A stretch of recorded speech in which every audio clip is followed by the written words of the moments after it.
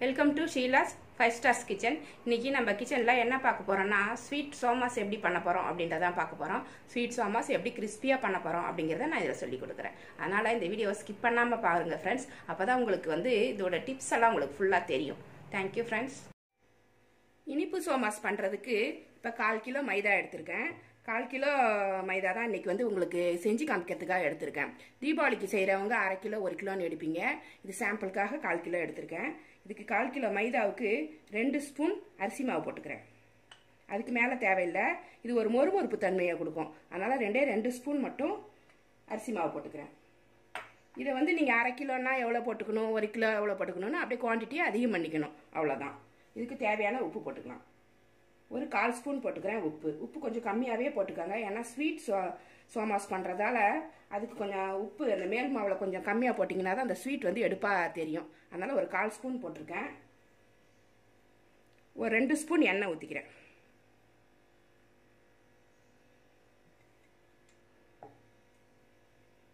எண்ணெய் ஊற்றிட்டு இது ஃபஸ்ட்டு நல்லா கலந்து விட்டுருங்க.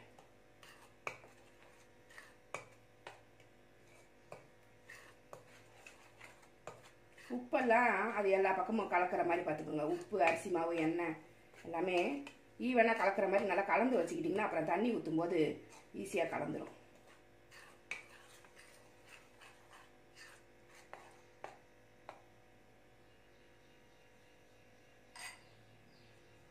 இப்போ கொஞ்சமாக தண்ணி ஊற்றிக்கலாம். நிறைய தண்ணி ஊற்றிடாதீங்க. கொஞ்சம் கொஞ்சமாக தண்ணி ஊற்றி நம்ம இதை பிசைஞ்சிக்கலாம்.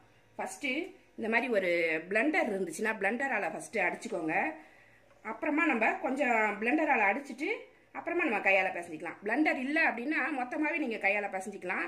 ஒரு 10 நிமிஷம் விடாமல் பிசையணும். அதுக்காக நான் பிளெண்டர் கொஞ்சம் எடுத்தாக்கா கொஞ்சம் ஈஸியாக இருக்குமேன்னு சொல்லிட்டு பிளெண்டர் கொஞ்சம் நேரம் யூஸ் பண்ணிவிட்டு அப்புறம் கையால் பிசைஞ்சிட்டேன்.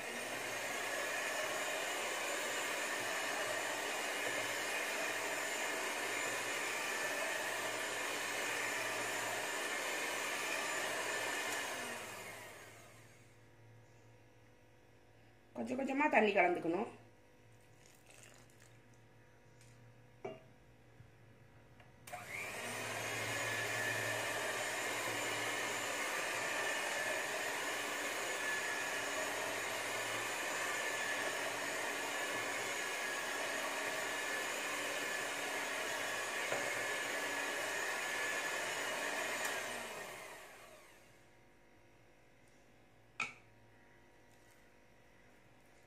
ரொம்ப தொலைன்னு பிசையக்கூடாது. நல்லா கெட்டியாக பிசையணும். சப்பாத்தி மாவு பிசைகிற மாதிரி நல்லா பிசைக்கணும்.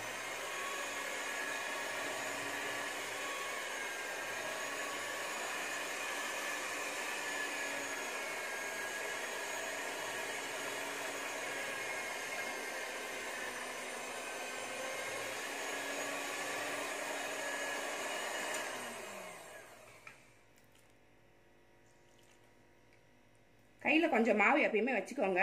கொஞ்சம் தண்ணி அதிகமாகிடுச்சுன்னா சேர்க்கறதுக்கு கொஞ்சம் மாவு எப்பயுமே பக்கத்தில் வச்சுக்கணும். எல்லாத்தையுமே போட்டுறக்கூடாது.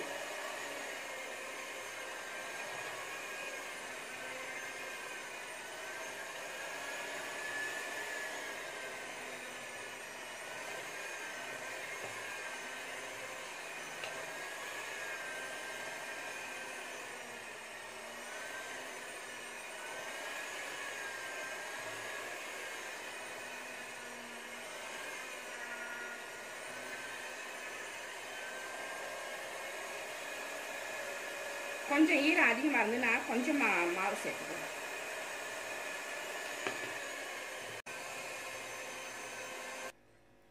போதும். பிளெண்டரை நிறுத்திட்டு இனிமேல் நம்ம கையால் பிசைய ஆரம்பிச்சிடலாம். நல்லா சாஃப்டாக பிசைஞ்சாதான் நல்லா மொறுமொறுன்னு வரும்.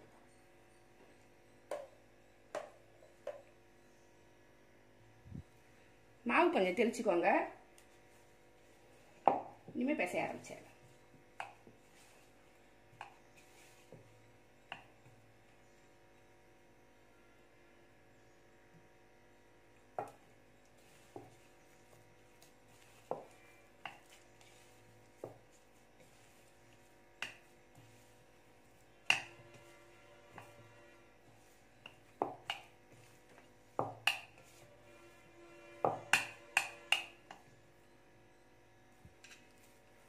மாவை நல்லா அழுத்தி பிசைஞ்சிக்கோங்க. பிளண்டர் இல்லைன்னாக்கா நீங்கள் கையாலேயே 10 நிமிஷம் நல்லா பிசைஞ்சிக்கோங்க. பிளண்டர் வந்து நல்லா கலக்குமேன்றதால நான் பிளண்டர் கொஞ்சம் யூஸ் பண்ணியிருக்கேன்.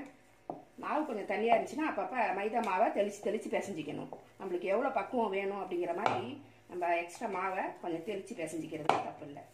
அப்போ தான் நம்மளுக்கு அந்த மாவு வந்து சரியான பக்குவத்தில் இருக்கும். லாஸ்ட்டில் கொஞ்சமாக எண்ணெய் ஊற்றி இந்த மாதிரி பிசைஞ்சிக்கோங்க.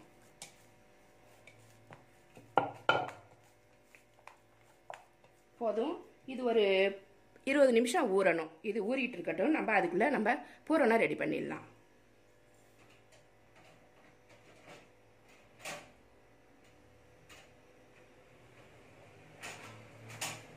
இது ஒரு தட்டு போட்டு மூடிடலாம். இது ஒரு 20 நிமிஷம் ஊறட்டும். சோமாஸ்க்கு பூரணம் பண்ணுறதுக்கு பொட்டுக்கடலை ஒரு 100 கிராம் எடுத்து வச்சுருக்கேன். ரவா 100 கிராம் எடுத்து வச்சுருக்கேன். கசகசா ஒரு 2 ஸ்பூன் எடுத்து வச்சுருக்கேன். இது ஒரு வாசனையாக இருக்கும் வறுத்து போடும்போது. அரை மூடி தேங்காய் துருவி வச்சுருக்கேன். ஒரு 100 கிராம் ஜீனி எடுத்திருக்கேன். எல்லாத்தையுமே நம்ம இதெல்லாம் வறுக்கிற பொருளெல்லாம் வறுத்துட்டு ஒன்றா நுணுக்கணும். இது வந்து ஒரு அளவுன்னு நம்மளுக்கு ஒன்றுமே கிடையாது. உங்களுக்கு எல்லாமே ஒரு கப்பு சமமாக எடுத்தாலும் எடுத்துக்கோங்க. இல்லை கூட குறைய இருந்துட்டா கூட ஒரு டேஸ்டெல்லாம் ஒன்றும் மாறாது. பயப்படாமல் நீங்கள் செய்யலாம். ஜீனி மட்டும் உங்களுக்கு ஸ்வீட் எவ்வளோ வேணுமோ பார்த்து போட்டு நுணுக்கி எடுத்துக்கோங்க. இப்போ வந்து பேன் சூடாயிருச்சு. இதில் ஃபஸ்ட்டு பொட்டுக்கடலையை வறுத்துக்கலாம். வறுக்கணும் அப்படின்னா இது லேசாக சூடு பட்டால் போதும். ரொம்ப நேரம் மாறணும் அப்படின்ற மாதிரிலாம் கிடையாது.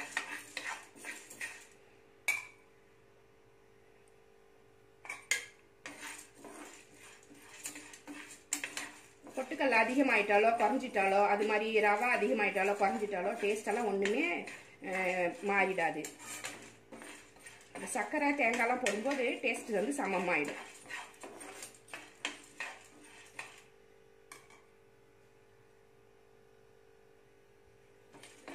இது வறுபட்டது போதும். இதை எடுத்துடலாம்.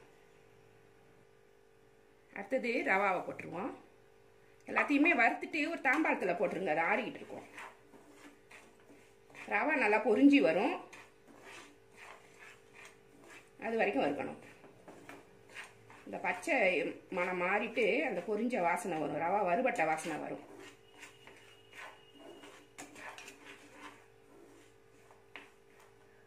நல்லா வறுத்து போட்டால் தான் ரொம்ப நாளைக்கு அந்த பூரணம் வந்து கெட்டு போகாது.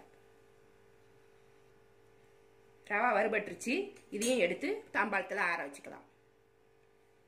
கசகசா போட்டுக்கலாம். கசகசா 2 ஸ்பூன்னு இல்லை, இன்னும் கொஞ்சம் கூட அதிகமாக போட்டுக்கலாம். நல்லாயிருக்கும். இதோட வாசனை பூரணத்தை வந்து நல்லா வாசனையாக மாற்றிடும்.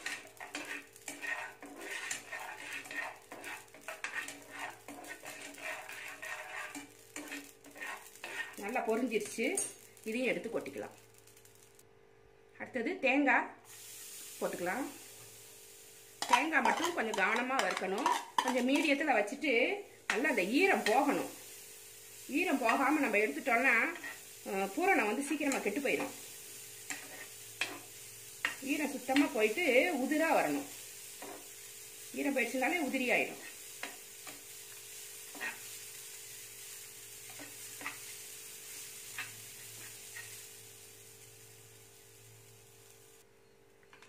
தேங்காய் நல்லா வறுபட்டுருச்சு. நல்லா ஈரமெல்லாம் போயிடுச்சு பாருங்க. இப்போதான் உதிரியாக இப்படி இருக்கணும். ஈரம் போனாதான் கெட்டு போகாத பூரணம் நம்மளுக்கு கிடைக்கும். இல்லைன்னா கெட்டு போயிடும். இது வந்து தீஞ்சு போகக்கூடாது, கலரும் மாறக்கூடாது. கைவிடாமல் கலர்னிங்கன்னா இந்த மாதிரி உதிரியாக வந்துடும். இதையும் எடுத்து நம்ம அது கூட ஆற போட்டுக்கலாம். 1 ஸ்பூன் நெய் போட்டு சூடு பண்ணியிருக்கேன். இதில் முந்திரி பருப்பை போட்டு வறுத்து எடுத்துக்கலாம். இந்த ஏலக்காய் கொஞ்சம் எடுத்து வச்சுருக்கேன். இதை இந்த தாம்பாளத்திலே போட்டு ஆற வச்சுருவோம். வறுத்த பொருளோடையே சேர்த்து போட்டுடலாம். எல்லாத்தையுமே சேர்த்து மிக்சியில் போட்டு ஒரு அடி அடிச்சிட்டோம்னா எல்லாம் நுணுங்கி போயிடும். டேஸ்ட்டு சூப்பராக இருக்கும்.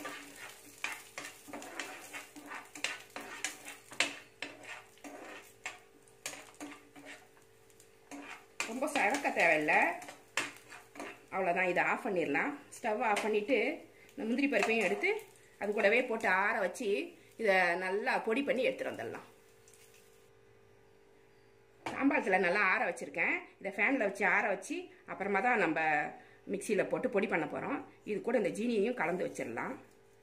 இது எல்லாத்தையுமே பொடி பண்ணி ரெடி பண்ணி எடுத்து கொண்டு வந்துடலாம். கொண்டு வந்துட்டு தான் நம்ம வந்து சோமா மாவு நல்லா ஊறிடுச்சு, பூரணமும் ரெடி பண்ணி வச்சாச்சு. இப்போ வந்து மாவு ஊறினதுக்கு அப்புறம் பார்த்தீங்கன்னா மேலே வந்து ஒரு ஈரமாக இருக்கும். அப்போ சமயம் நம்ம என்ன பண்ணணும்னா கொஞ்சமாக மைதா மாவு போட்டு இன்னொரு தடவை பிசைஞ்சு இந்த மாதிரி பைண்டிங் பண்ணி கொண்டு வந்து வச்சுக்கணும். அப்போ தான் நம்மளுக்கு வந்து அப்பளமா பெரட்டும் போது நல்லா வசதியாக வரும். இதில் வந்து சின்ன சின்ன உருண்டையாக எடுத்துக்கணும், பெருசாக எடுக்காதீங்க. பெருசாக எடுக்கும்போது நம்ம வந்து திக்காக சப்பாத்தி போட்டுருவோம். சப்பாத்தி மாதிரி ரவுண்டாக போடும்போது நிறைய மாவு எடுத்திங்கன்னா நம்மளுக்கு கை வாட்டமே நம்ம வந்து மெலிசா போட மாட்டோம், நம்ம கொஞ்சம் திக்காக எடுத்துருவோம். அதனால் நம்ம எடுக்கும்போதே கொஞ்சம் சின்ன சின்ன பாலாக எடுத்துக்கிட்டிங்கன்னா அந்த சின்ன பால்லையே நம்ம பெரிய அப்பளமாக போட்டு எடுத்துக்கலாம். இந்த அப்பளம் மாதிரி நம்ம மெலிசா வரணும். மெலிசா வந்தால் தான் சோமாஸ் வந்து மொறு மொறுன்னு இருக்கும். கொஞ்சம் திக்காகிடுச்சுனாக்கா கொஞ்சம் நாள் ஆச்சுன்னா அது நமுத்து போயிடும். அது நீங்கள் சுட்டு கொஞ்ச நேரத்தில் நமுத்து போயிடும், வேகாது. நீங்கள் மெல்லிசா எவ்வளோக்கு எவ்வளோ மெல்லிசா போடுறீங்களோ சோமாஸு அவ்வளவுக்கு மொறுமொறுப்பாக இருக்கும். இப்போ சின்ன சின்ன பாலாக இதை எடுத்துக்கலாம். மாவை கையில் தொட்டுக்கிட்டு எடுங்க.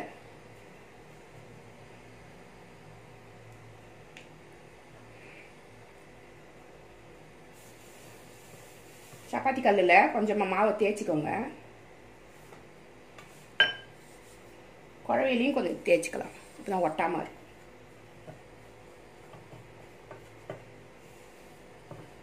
எண்ணெய் தொட்டு போடக்கூடாது, மாவு தொட்டே போடுங்க, அப்பதான் அது ஸ்டிஃபா நிற்கும்.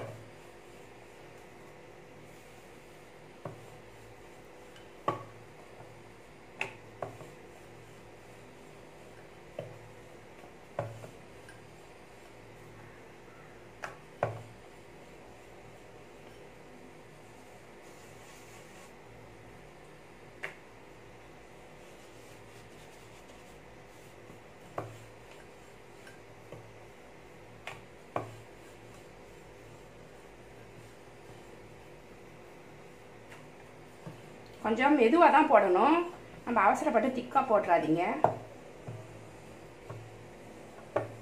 ஒரு ஆள் போட்டு போட்டு கொடுத்தாங்கன்னா ஒருத்தவங்க எண்ணெயில் போட்டு எடுக்கிறதுக்கு வசதியாக இருக்கும்.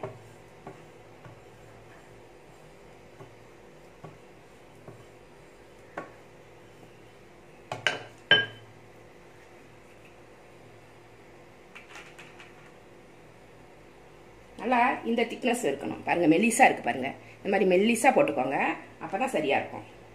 இதான் இந்த அச்சில் போட்டுக்கிறேன், சோமாஸ் அச்சு. சோமாஸ் அச்சில் இந்த சப்பாத்தி மாதிரி போட்டு வச்சிருக்கோம் இல்லைங்களா, இதை போட்டுக்கலாம். இடத்துல ஒரு குழி மாதிரி பண்ணிக்கலாம். இந்த குழியில் கொஞ்சமாக பூரணம் வச்சுக்கலாம். கொஞ்சமாக வைங்க, இல்லைன்னா அந்த மாவு வந்து என்ன பண்ணும், வெளியில் வந்துடும். மேல் மாவுலேருந்து வெளியில் வந்து ஓட்டை போட்டுரும். அது இதை அப்படியே மூடிட வேண்டியதான்.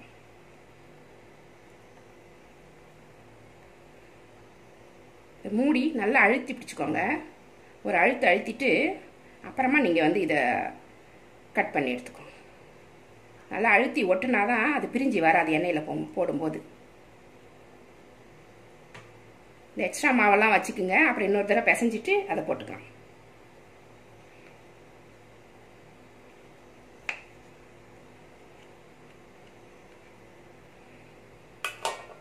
இந்த மாதிரி அழகாக போட்டு எடுத்துக்கோங்க. இது மாதிரி எல்லாத்தையுமே போட்டுக்கலாம். இது வந்து சின்ன சின்ன சோமாஸாக நான் இன்னைக்கு போடுறேன். எதுக்குன்னா பெரியவங்கலேருந்து சின்னவங்க வரைக்கும் பெரிய சோமாஸை பார்த்தாக்கா பாதி சாப்பிடும்போதே உங்களுக்கு போர் அடிச்சிடும். பாதியாக எங்கே பார்த்தாலும் இருக்கும். டைனிங் டேபிளில், சோஃபா மேலே கடிச்சிட்டு வச்சிருவாங்க. சின்னதாக இருக்கும்போது டக்குன்னு சாப்பிட்ருவாங்க. சின்னதாக இருக்கிறதால முழுசுமே காலி ஆகிடும். அடுத்தது எடுக்கும்போது புதுசாக எடுப்பாங்க. பெருசாக கொடுக்கும்போது பாதியாக வச்சிருவாங்க. அதனால தான் நான் எப்பயுமே சின்ன சின்ன சோமாஸாக போட்டிங்கன்னாக்கா அது ஃபுல்லாகவே சாப்பிட்றதுக்கு நல்லாயிருக்கும். இந்த மாதிரி கொஞ்சமாக தான் எடுத்துக்கணும் மாவு. கொஞ்சமாக எடுத்துட்டு நான் முன்னாடி போட்ட மாதிரியே நல்லா மெல்லிசாக போட்டுக்கோங்க.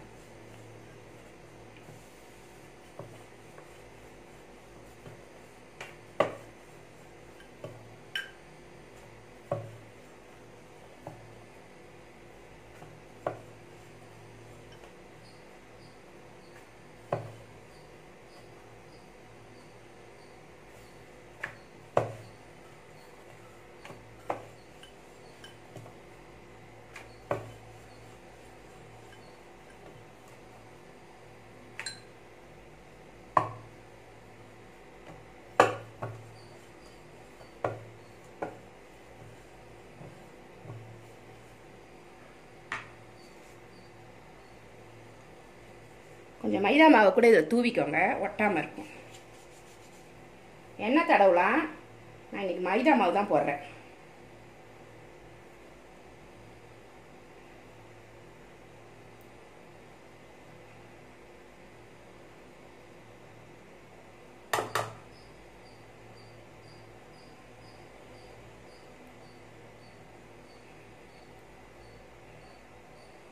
இங்கே கூட ஒரு 1/2 ஸ்பூன் வச்சுட்டு இதை அழகாக மூடி விட்டுரு. மூடி இது நல்லா அழுத்தி விட்டுறணும், அப்போ தான் அது செட் ஆகும்.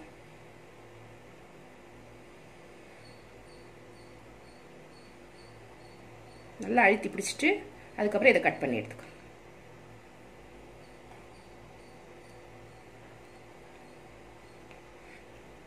நல்லா ஒரு சிப்பி மாதிரி வந்துச்சு பாருங்கள், இந்த டிசைனு நல்லாயிருக்கு. இந்த மாதிரி எடுத்துடலாம். இந்த மாதிரி எல்லா சோமாஸையும் போட்டுட்டு நம்ம பொரிச்சிடலாம். சோமாஸ் பொரிக்க தேவையான எண்ணெயை வானலில் ஊற்றி சூடு பண்ணியிருக்கேன். இப்போ இது காஞ்சிருச்சான்னு எப்படி பார்க்குறது அப்படின்னா, கொஞ்சமாக மாவு எடுத்து கொஞ்சம் போட்டு பாருங்கள். பாருங்கள், டக்குன்னு மேலே வந்துருச்சு. இந்த மாதிரி வரணும். ரொம்ப எண்ணெய் வந்து புகையக்கூடாது, கரெக்டான அளவுக்கு சூடாகணும். ரொம்ப புகஞ்சிருச்சுனாக்கா நம்ம போட்ட உடனே சோமாஸ் வந்து செவந்து போயிடும். இதில் ஒன்று ஒன்றா மெதுவாக போட்டு எடுத்துக்கோ.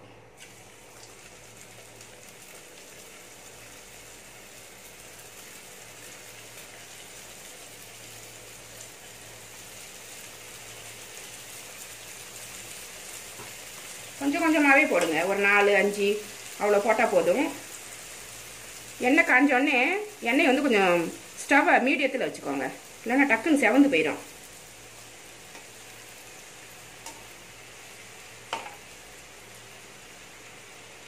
மீடியமில் வச்சுட்டு இதை பொரிச்சு எடுக்கணும். வெள்ளையாக வரணும் அப்படின்றதுக்காக டக்குன்னு எடுத்துடாதீங்க. நல்லா செவந்தா பரவாயில்ல, அப்போ தான் வந்து ரொம்ப நாளைக்கு அது மொறுமொறுன்னு இருக்கும். அப்புறம் இதை ஸ்டோர் பண்ணுறது ரொம்ப முக்கியம். அதில் தான் அது மொறுமொறுப்பாக இருக்கிறதோட விஷயமே இருக்குது. நீங்கள் வந்து இதெல்லாம் சுட்டு எடுத்துட்டு தாம்பாளத்தில் வச்சு கொஞ்சம் ஆறுனதுக்கப்புறம் தான் ஸ்டோர் பண்ணணும். சூடாக இருக்கும்போதே டப்பாவில் போட்டு மூடிடாதீங்க.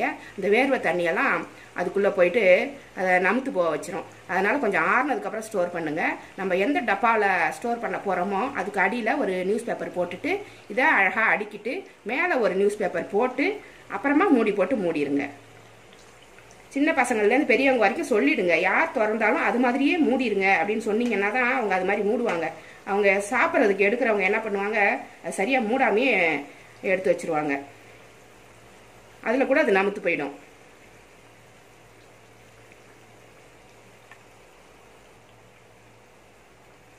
போதும், இதை எடுத்துடலாம். நல்லா ஒரு கோல்டன் ப்ரௌன் வந்ததுக்கப்புறம் எடுத்துருங்க.